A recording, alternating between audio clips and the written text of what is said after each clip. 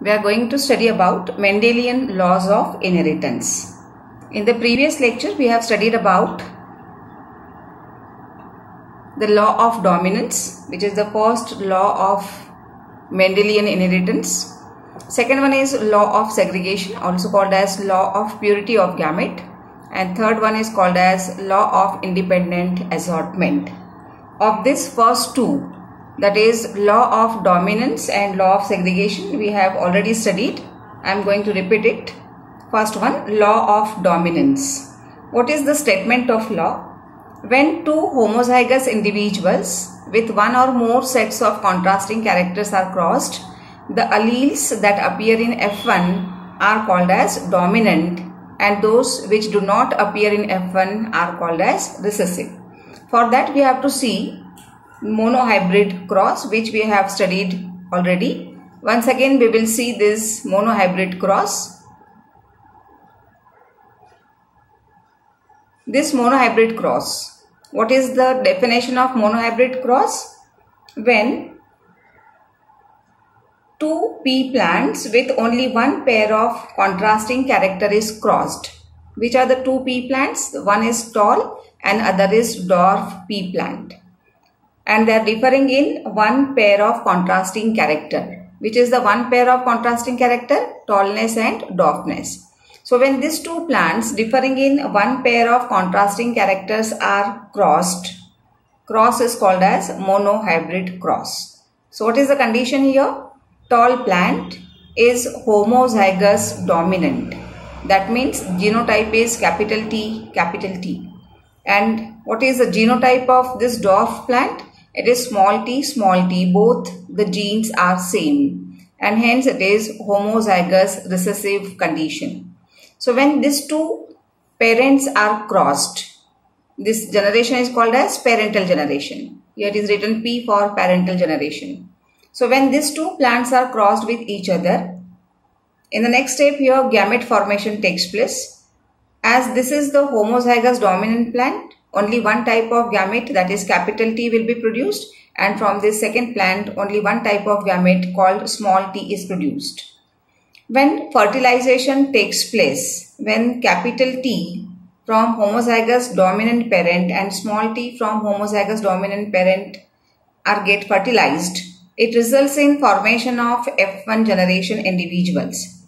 And see here, in case of F1 individual, the genotype is capital T, small t, and phenotype is capital T. That is, phenotype means all the parents, all the plants which are get formed looks tall. So we can say that when we crossed homozygous tall plant with homozygous dwarf plant, in F1 generation only one character of tallness is appeared.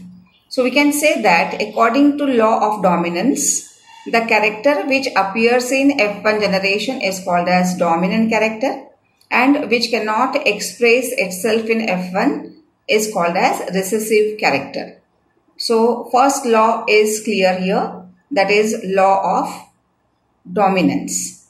What is the second law? Second law is called as law of purity of gametes, also called as law of segregation.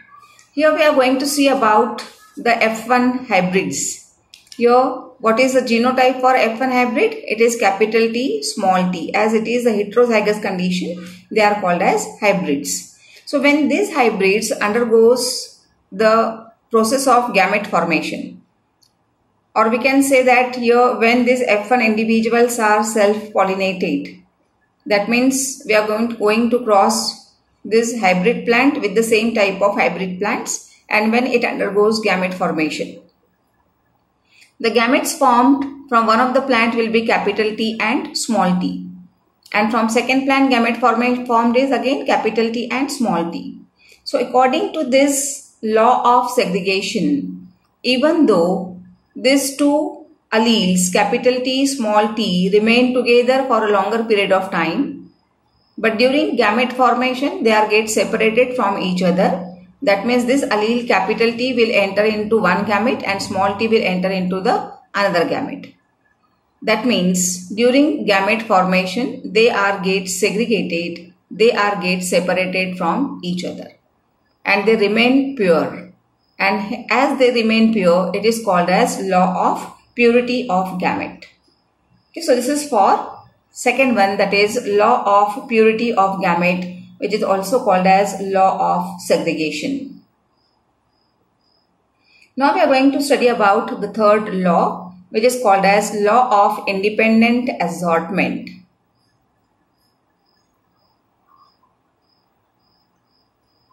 Okay, so this is about law of independent assortment.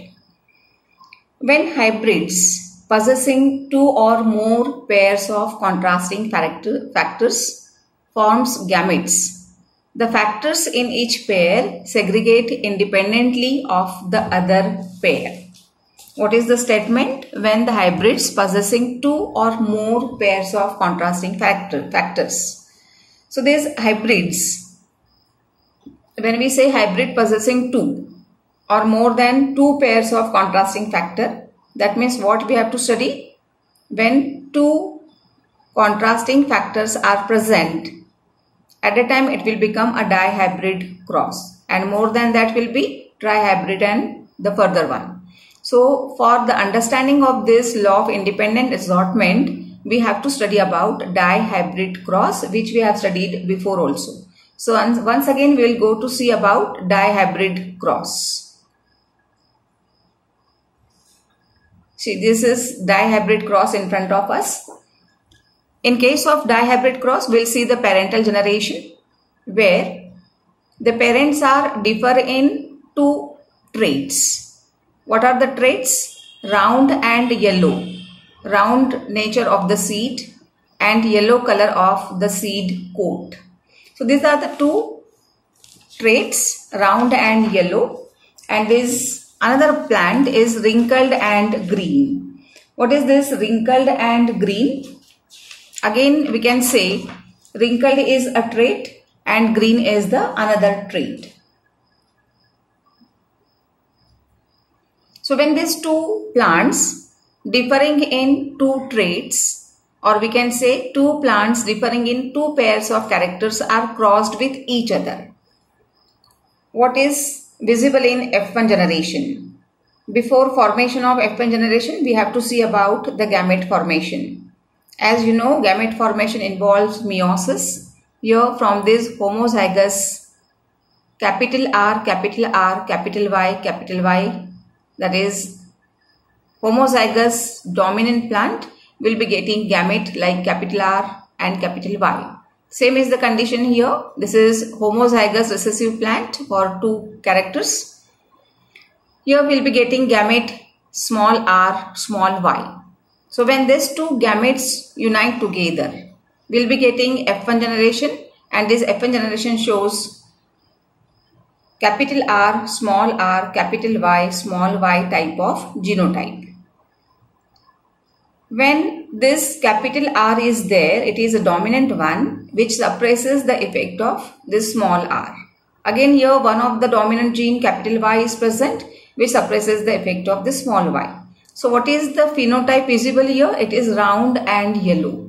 So we can say that this round and yellow condition, these two genes are dominant one suppressing the effect of yellow and green color condition. So when this hybrids, they undergoes the process of gamete formation. What happens? We'll see, as we have studied before, the process of gamete formation. See here, this is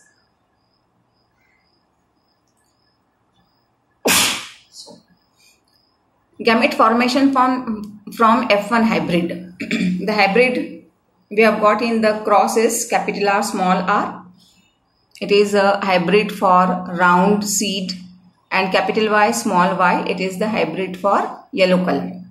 So when this F1 hybrid and it undergoes gamete formation, how the gamete formation takes place? This capital R can combine with this capital Y. So the gamete produces capital R, capital Y. This capital R, it can combine with small y.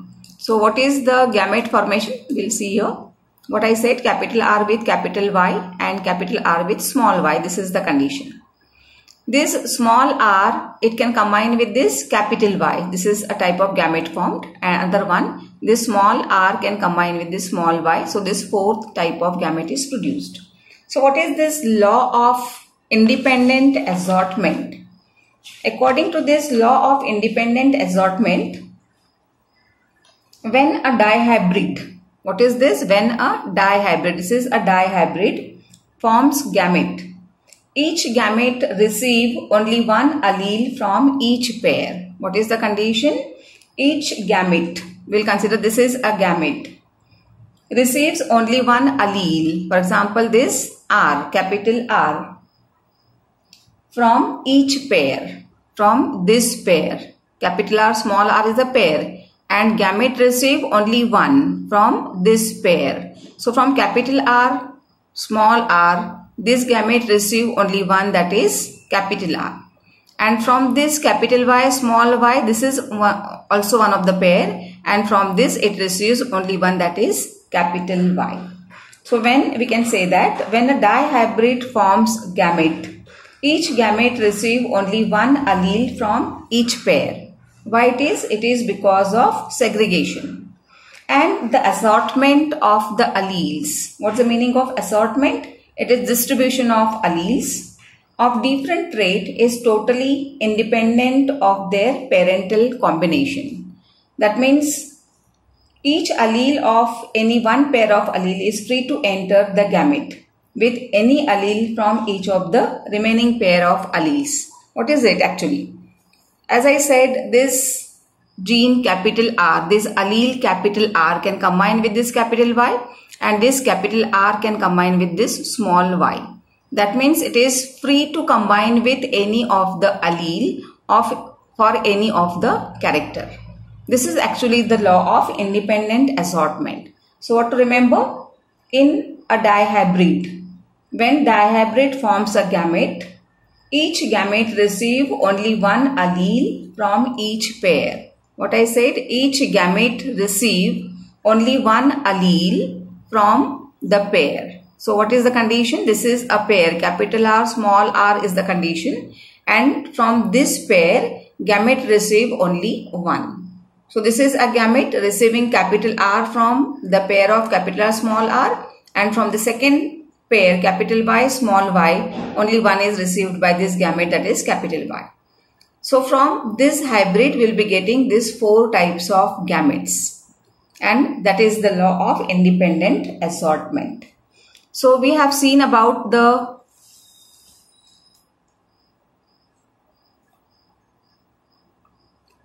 statement of law. What is the statement of law?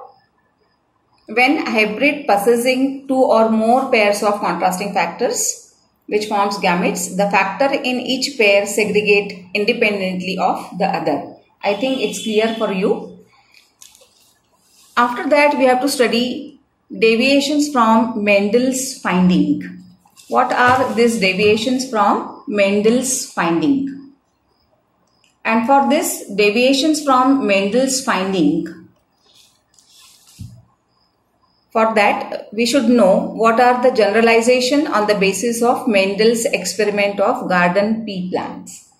I think some points are clear for you.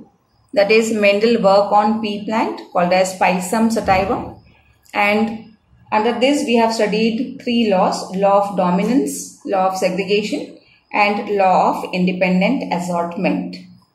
And from this we have got some generalizations. That is, when the monohybrid cross is there, when we have studied monohybrid cross, we have seen that the phenotypic ratio is 3:1. That is the generalization of Mendel's law. We'll see one by one what are the generalizations. See, first one, single trait is controlled by single gene and that consists of two alleles. What is the meaning of the sentence? We'll consider single trait, that is a character of height. This character of height is controlled by gene T, and two alleles are capital T, small t. Then second one, the alleles shows interaction in which one is completely dominant. We have studied that in a hybrid like capital T, small t, capital T show dominant effect on small t. So in two alleles, interactions are there and in that one is completely dominant. Third character, factors or genes or different trait present on different chromosomes and they assort independently. We have studied about law of independent assortment. Next to that, some deviations were observed in post-Mendelian era, which gives additional information on the pattern of inheritance, and these deviations are called as neo-Mendelism. That means after Mendelian era, after that period of Mendel, because of some experiments, some additional informations are developed and this will becomes the new patterns of inheritance, and these were called as neo-Mendelism. Neo for new, that means which is new to Mendelian postulates. Okay, so we are going to study about neo-Mendelism. So what are the deviations we have got? We will study one by one, and in order to understand this neo-Mendelism, we have to study about gene interactions. What is the meaning of this word gene interaction? It is very simple. I think meaning of word gene is clear for all of you.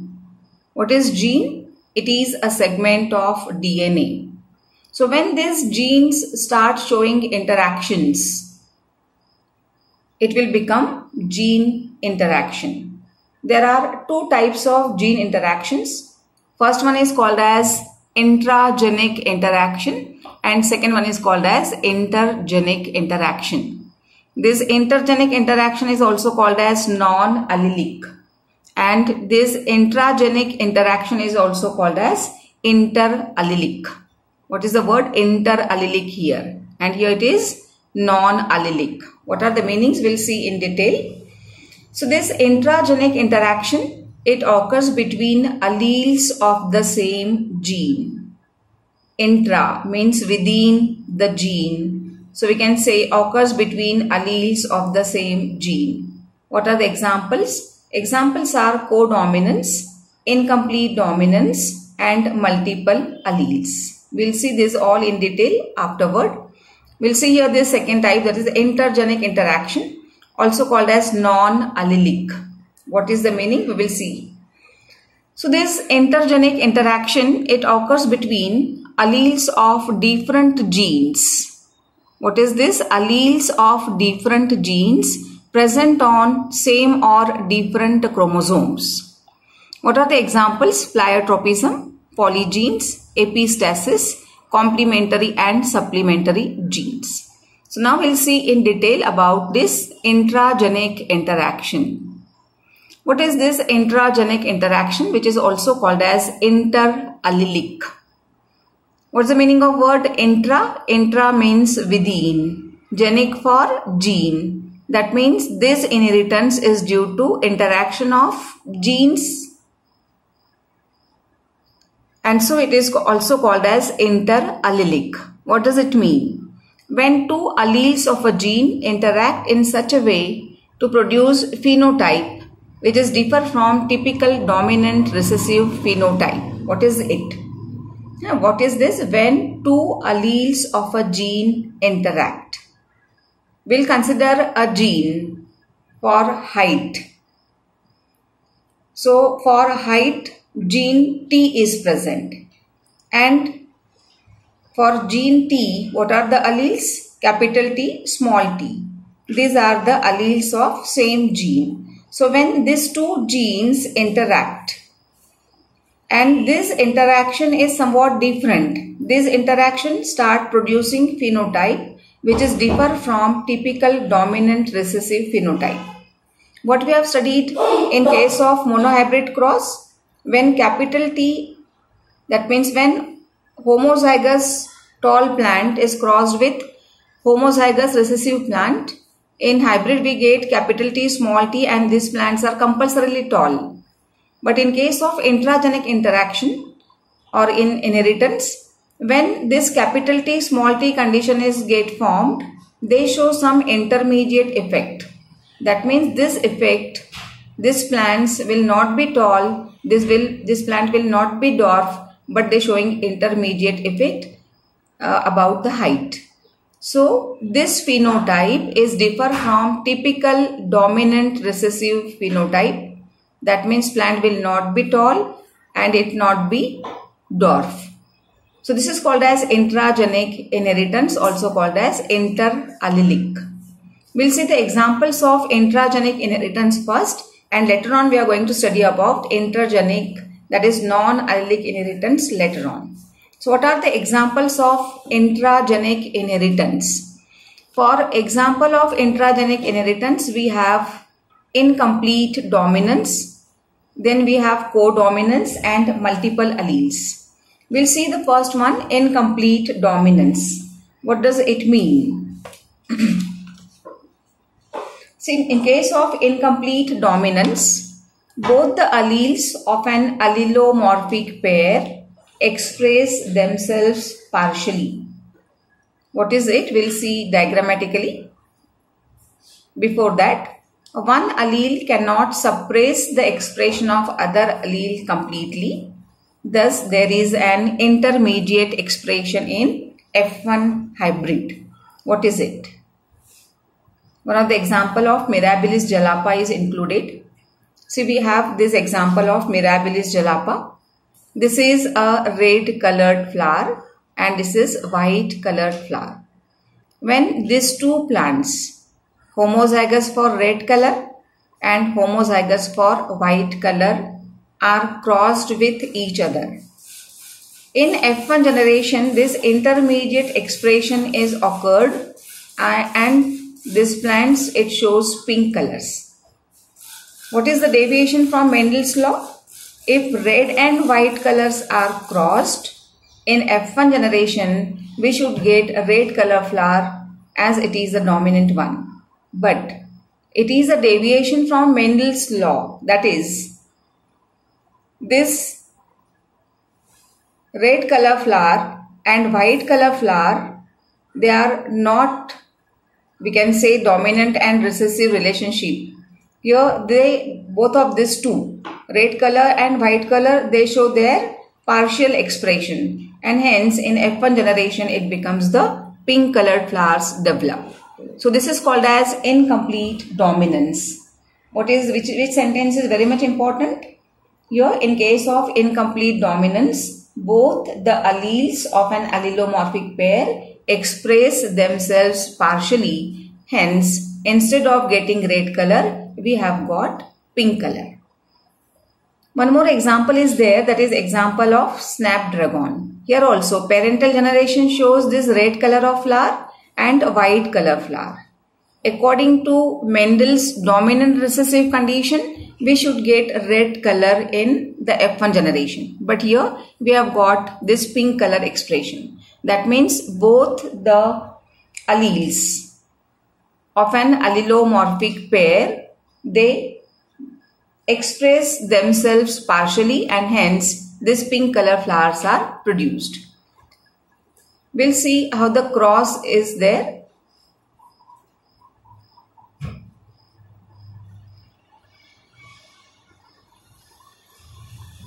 This cross, it shows that this red colored flower variety is homozygous dominant, capital R, capital R. White colored variety is small r, that is homozygous recessive condition. Second step is of gamete formation. From this homozygous dominant, we will getting capital R as a gamete, and from this homozygous recessive condition, we will be getting small r as a homozygous small r as a gamete. In F1 generation, when capital R combines with this small r, this hybrid plant is get formed, but it shows intermediate effect, that is the pink color flowers develop. What it should be according to Mendel's law? In F1 generation, red color flower should develop, but here this pink color flower is developed. Why? Because of incomplete dominance, and here both the alleles of an allelomorphic pair, they express themselves partially, and that's why this pink colored intermediate condition develop. Here, when these F1 hybrids are self-crossed, that is, from this hybrid we'll be getting gamete capital R, small r. This is the male plant, and from the female plant we'll be getting capital R, small r. When fertilization takes place, capital R with capital R, homozygous red color flowers develop. When capital R and small r combine together, here this heterozygous condition but pink color flowers develop. Here also heterozygous condition, pink flowers develop, and this small r condition is present here, and the expression is white color. That means in F2 generation, this white color it's developed. What it proves? It proves segregation of the genes, segregation of the alleles takes place. So here, what is the phenotypic and genotypic ratio? What do you mean by phenotype? It is the external appearance. So if you are going to see the external appearance, only one red color flowers develop, two are the pink color flowers, and one is white color flower. That means what is phenotypic ratio? It is 1:2:1. If you are going to see the genotypic ratio, capital R is 1, capital R, small r, 2 plants are there, and small r is only 1 plant. So genotypic ratio is again 1:2:1. That means in case of incomplete dominance, genotypic and phenotypic ratio are same. That is 1:2:1, and that is also one of the deviation from Mendel's law. In case of Mendel's monohybrid cross, phenotypic ratio is 3:1, and here in this case phenotypic ratio is 1:2:1. Genotypic ratio is same in both the cases, that is 1:2:1. Okay, so this is all about incomplete dominance. So we have considered two examples of Mirabilis jalapa and snapdragon. Second one is about codominance. What is seen in case of codominance? What is the meaning of codominance? In codominance, both the alleles of an allelomorphic pair express themselves equally in F1 hybrid. What's the difference between the two sentences of incomplete dominance and codominance? In case of incomplete dominance, both the alleles of allelomorphic pair express themselves partially. But here in case of codominance, these pairs express themselves equally. That is the difference between incomplete dominance and codominance. So now, in case of codominance, such alleles which are able to express themselves equally independently in the hybrid are called as codominant alleles. Example is coat color in cattle. What is this coat color in cattle? Coat color in cattle, here diagrammatically it is expressed. We'll see this is a capital R, red color cattle is there. And this is second one, R dash, it is for white color cattle. In the slide here it is visible as black color. We are going to consider it is red color. So when these two cattle are crossed with each other, in the F1 generation you can see that this red color and this white color both appeared. Why? It is because of codominance. Both the colors, both the genes, they can express themselves equally in F1 hybrid. Okay, so again when these F1 hybrids are crossed with each other, here these F1 hybrids are crossed with each other, and here because of crossing of these two individuals of F1 hybrid, in the F2 generation we will be getting one is totally red, two are with roan color. This mixed expression is called as roan color, and one is totally white. So what is the phenotypic ratio? It is 1:2:1. What is the genotypic ratio? This is 1, capital R, which is homozygous dominant. Here this capital R and R dash. This is R, capital R and capital R dash. That means these two are similar. And this one is R dash, which is white in color. So again 1 is to 2 is to 1. Same is the condition as that of incomplete dominance. That means in case of codominance and in case of incomplete dominance, these ratios are similar. Genotypic and phenotypic ratios are similar. Only the difference is in case of incomplete dominance, both the alleles express themselves partially, and in case of codominance, both the alleles express themselves equally in F1 hybrid. So students, you have to keep in mind very clearly about these terms and the difference between incomplete and codominance. Its next part, multiple allele and the second type of interaction, that is intergenic or non-allelic interaction, we are going to study in next lecture.